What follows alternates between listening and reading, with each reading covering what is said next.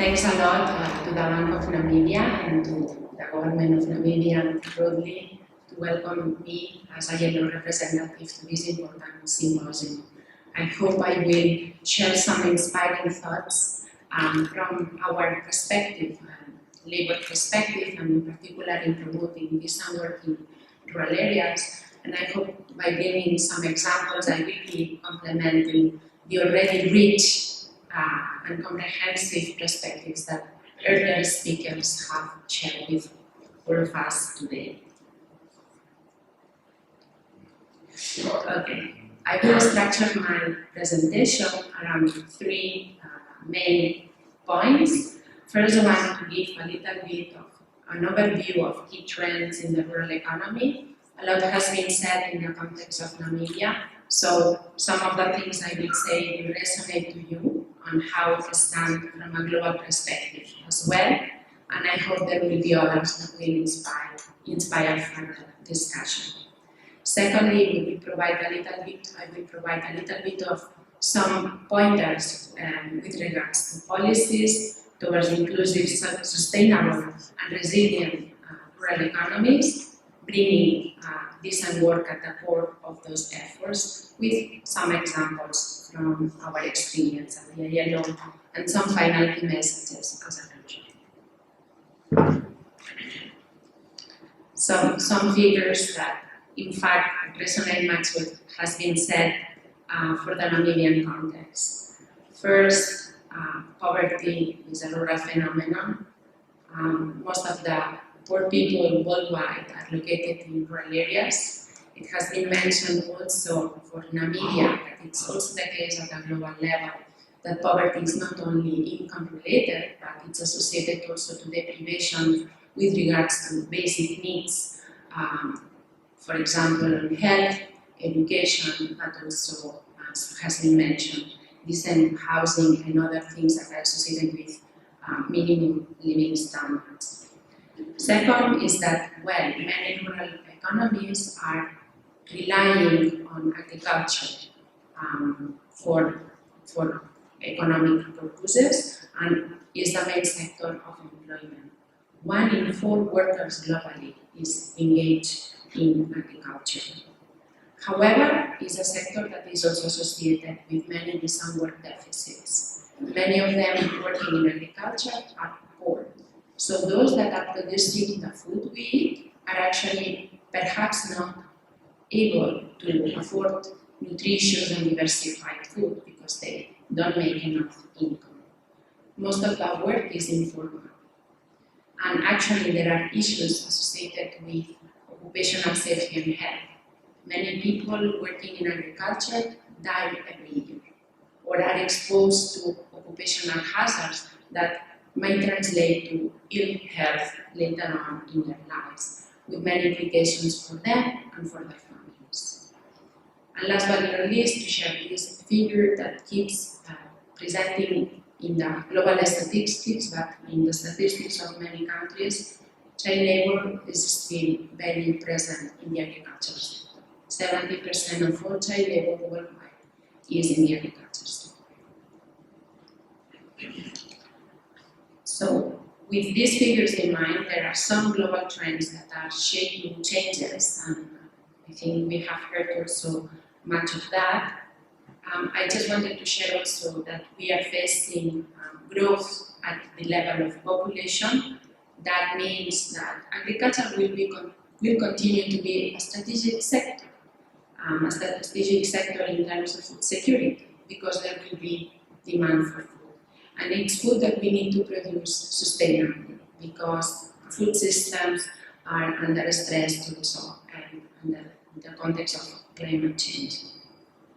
And much of the food, of course, is sourced in rural areas by rural populations engaged in agriculture. I think the Ministry of Rural Development mentioned about the youthful population and how this offers a window of opportunity, that we need to put more and better opportunities for youth to tap into the potential of rural areas. Something that I haven't heard, or maybe I wasn't paying attention, bear with me, but there are gender inequalities in rural areas, deep gender inequalities, but yet women play a key role in many agri-food systems and in many activities. There are patterns associated with urbanization. We see, and Namibia is a particular case, I reckon, because there is a large country with a small population, but there are increasing patterns of urbanization associated with smaller urban centers that are distributed across the countries, vis-a-vis other patterns of urbanizations that we might think about larger towns that grow into slums and other dynamics. There are opportunities in these changing dynamics for rural areas through linkages. Do I reckon the need of strengthening the connectivity and the mobility between urban and rural areas? And rural areas, through global supply chains and also digital tools, are more directly connected to national and international markets. There are windows of opportunities as well there if we put the right actions in place. And again, the worries and the concerns about uncertain rainfall patterns, drought, and a long-term, slow onset impacts of climate change are raising our concern. But there is also a lot of potential that is untapped in making greener rural economies and greener agricultural production.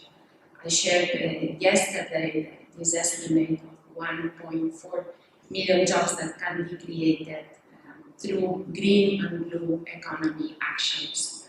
And these could be in particular opportunities for the younger generations. We live nonetheless in a context, and this is to be recognized, of multiple and interlinked crises. The recovery from the COVID-19 pandemic is uncertain. We are also under the stress of the impacts on prices because of the Russian aggression against Ukraine, and we see that it's a moment of uncertainty, and it has also served us to recognize the vulnerability of those in the informal sector, of those engaging in secure forms of employment, and also in the context of the pandemic, it has underlined the importance of a healthy and safe work environment, because there were essential workers, including those in agriculture, that had to keep up producing even at the worst times of the pandemic, so that we all had food in our plates. So we have seen in the current times the interrelated nature of public health, labor, food security, and climate change, and the importance of addressing decent work deficits related to, as I was saying, safety and health, incomes and wages, access to labor and social protection as well.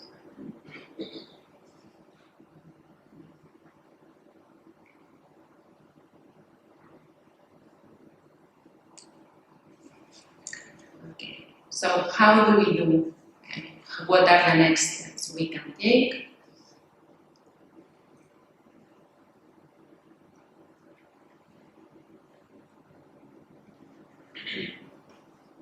Maybe you can pass. Thank you. Okay. First, I think there is momentum. From what I've heard from my days here in Namibia, is that there is a lot at the moment in terms of policy, in terms of planning and reviews. So there is a lot of momentum also and in this country to trigger the transformative changes and advance towards more revitalized and dynamic rural economies that can offer more and better jobs, especially for the younger generations. I want also to underline that this is a moment where we can take action to make rural areas more resilient, because the context of shocks has underlined the need to stand ready in the case of future shocks might come. And investments will, over time, also make attractive rural areas as places to live and work.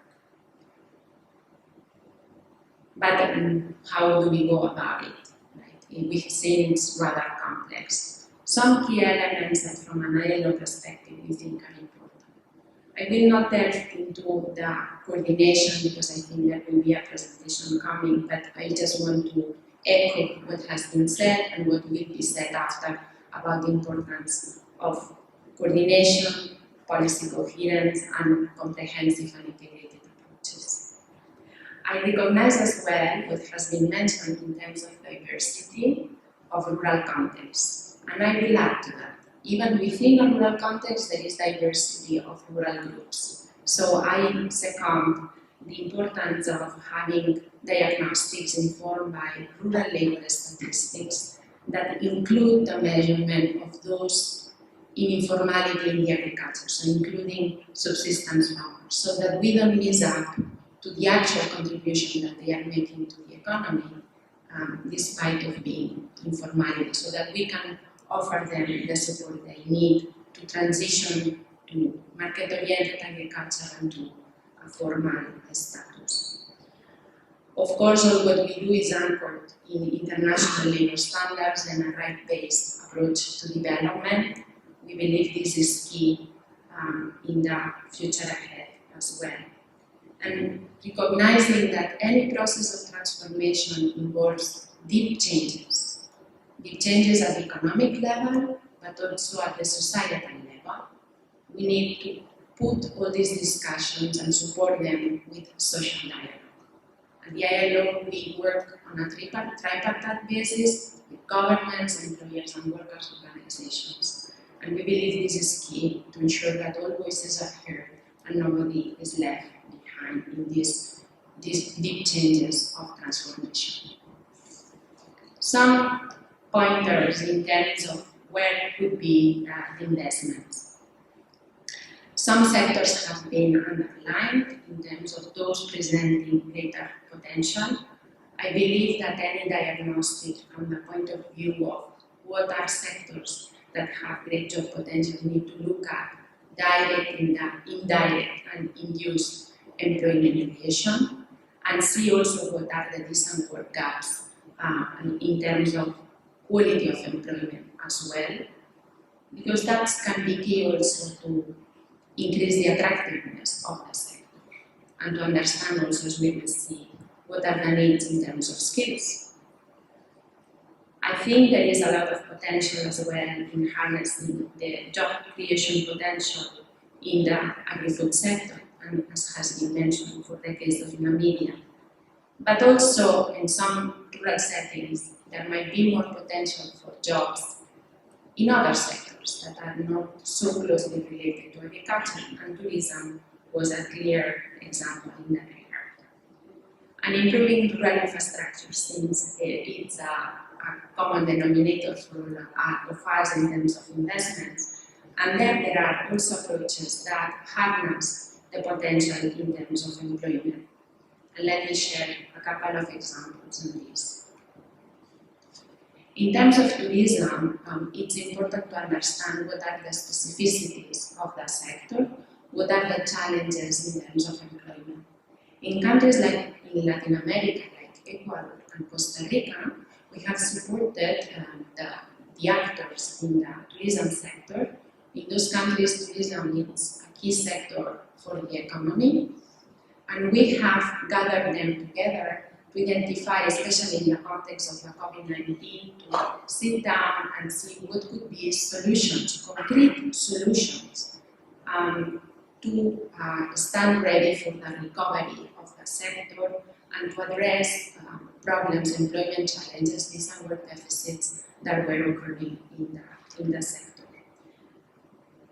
Stakeholders committed to a roadmap of action that identifies also private sector investments, identifies a skills need, so it's quite comprehensive, and members of the roundtables recognize the priorities and the next steps.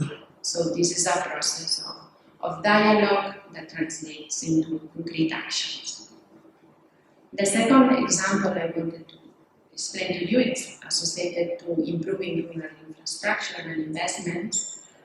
The ILO has a long-standing program of employment-intensive investments in many countries. Let me share this example in Timor-Leste for several reasons.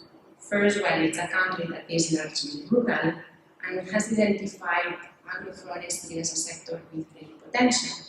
But those engaged in the sector express the problem in accessing to markets. And one key problem in order for them to access to market was lack of rural roads. With the support of the EU, and in collaboration actually with GIZ, the ILO has been enhancing the market linkages from the communities to the markets, building roads, but doing that harnessing the capacity of the community. So building the capacity for local contractors and using also local resource-based approaches. So there has been direct employment creation, but also indirect job creation. And lately, in the new phases of this program, they are implementing green approaches and more resilient engineering because they recognize Timor-Leste is also exposed to the climate risks and natural disasters. And the country has adhered to this approach because in terms of poverty reduction, because in their investment strategy for the next years, 2027 if I remember well, they have embedded this approach as part of their investment strategy. So as I was saying, there is a lot of potential that can be harnessed by advancing the just transition in rural areas towards greener economies through green job creation. It has been mentioned that there is forestry in Namibia also as a sector. There are a lot of opportunities that can be created through reforestation, afforestation, and other restoration activities. And also there is potential in the blue economy that would refer to fisheries and aquaculture. Let me share our recent work and ongoing work here in Namibia that my colleagues in the department are doing on the fisheries supply chain. So the Working Fishing Convention was ratified in Namibia, and as part of our project on sustainable supply chains, we are working on the fisheries supply chain in Namibia. And there have been key results in terms of a diagnostic to understand what is the employment situation in the supply chain. And if, for example, it has shown that there were issues related to gender inequalities or gender segregation in terms of occupations, and also lack of capacity in terms of labor inspection. So there have been a series of activities that have been implemented together with the national partners to advance some sector-specific interventions. In the next steps, we hope that there will be enhanced social dialogue at the sectoral level with the sectoral stakeholders through a national coordination mechanism that will help in advancing some of these bottlenecks that the sector is facing. It has been mentioned before about promoting employment in agriculture and ensuring that it is productive and that it generates sufficient income. I think there is a lot of potential in Namibia. I don't know it as much, but from what I'm hearing and I'm reading, it's time to accelerate and to tap into this potential. In that regard, there is a lot in terms of improving the productivity at the stages of food production. I think it has been mentioned about climate smart agriculture, and I think that's a great direction to go. There are also a lot of opportunities, and it might require small-scale investments at the local community, and perhaps the rural development centers can provide, some basis for that to ameliorate the opportunities in terms of value addition of food production at the local level through agro-processing, through packaging, transportation, and even establishing small market outlets in certain points of the country. So that would involve small-scale investments in terms of infrastructure, but that would have a catalytic effect in terms of job creation and income generation as well.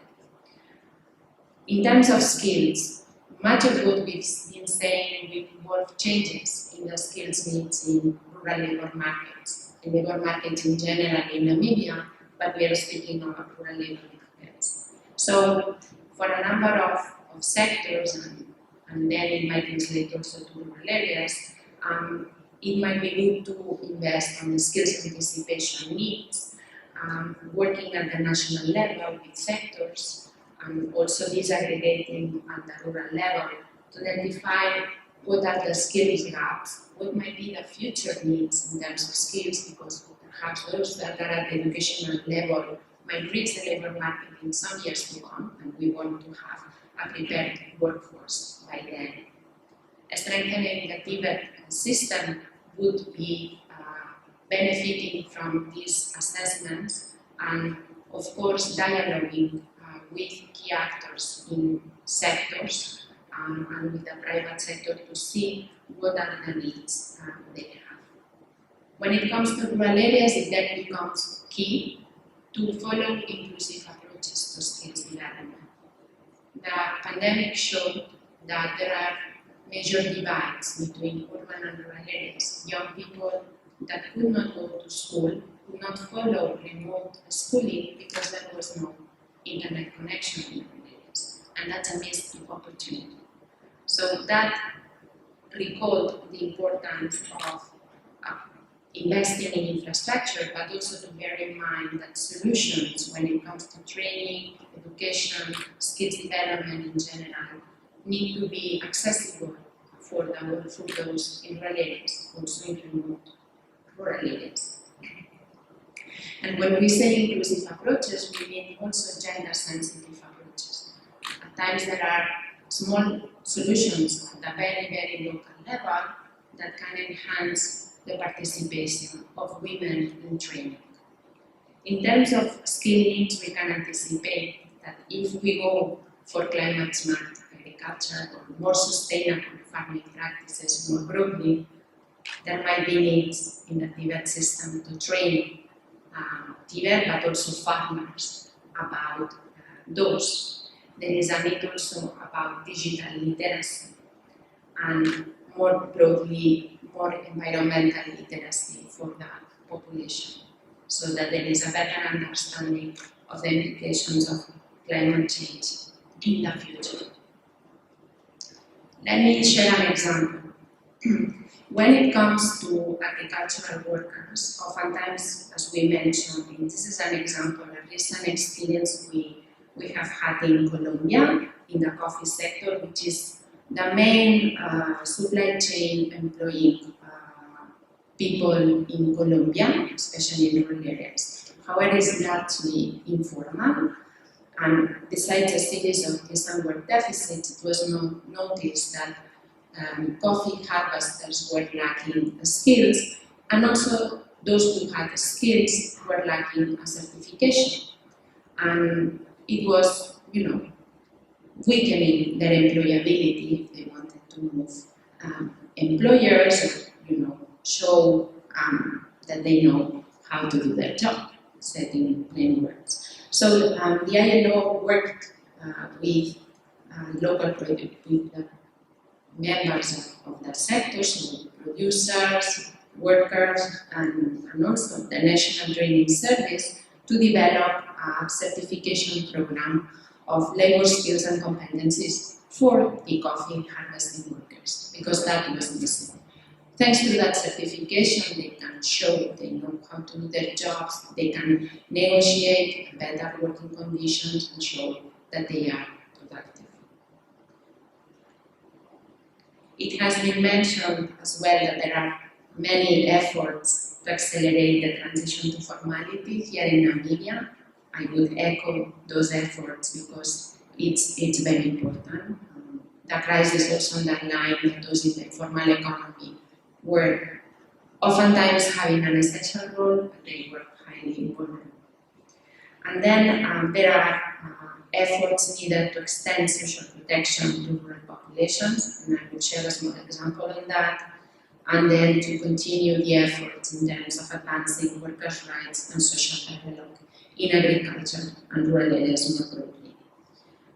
Last but not least, occupational safety and health in agriculture and many activities that relate to the rural economy is crucial for the productivity, for the attractiveness, for decent work in those sectors, more in general. In terms of social protection, just to share this example from Ecuador, because it was a solution that the government found to extend coverage to peasants, so that would be subsistence farmers. In Ecuador, that is a largely rural country as well. Many of them were on account of agricultural workers. There were even artisanal fishing workers and their families.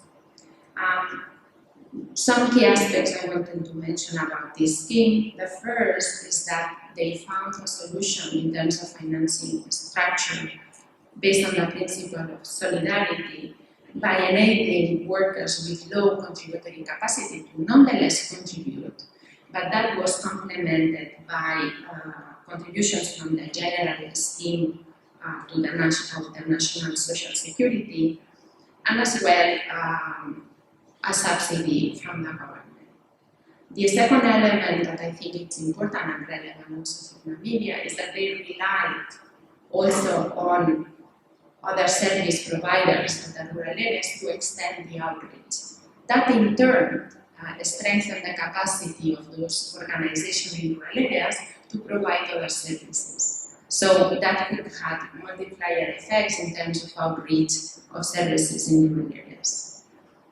And I think this is to underline that innovations in the design, so making a lower contributory phase or reducing barriers to access also at the administrative level, but also innovations in how we implement it and how we finance it, we can extend social protection also to these groups.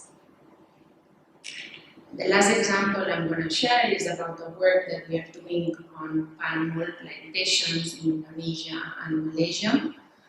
This is more an example of commercial agriculture, where there is work in terms of strengthening the capacity of social partners to promote decent work in the sector. We have worked with unions to enable and to strengthen the capacity of their members to defend their rights and advocate for their rights.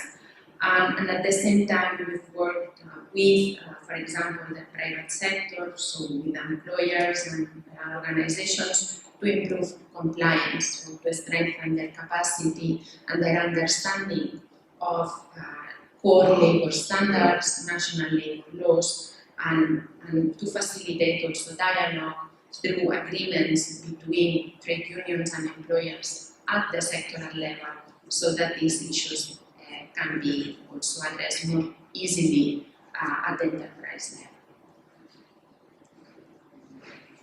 So, to conclude, some final messages that I think echo what have been said earlier on, and I hope we will have more occasion to discuss later. Rural economies play a major role in ensuring food security and creating decent jobs. However, decent work deficits persist, with many rural workers living in informality and in poverty. we have really seen that the impact of multiple and interlinked crises has in exacerbating pre-existing inequalities. There are a number of challenges, but at the same time offering potential and opportunities associated to the future of work, such as digitalization, climate change, and even demographic changes. So there is momentum to tap into the potential of rural economies to accelerate progress towards the SDGs, ensuring no one is left behind. And I hope that the country examples I've shown underscore that we can advance in that regard, boosting rural economies through decent work and advancing social justice for all. And with that, I thank you all for your attention.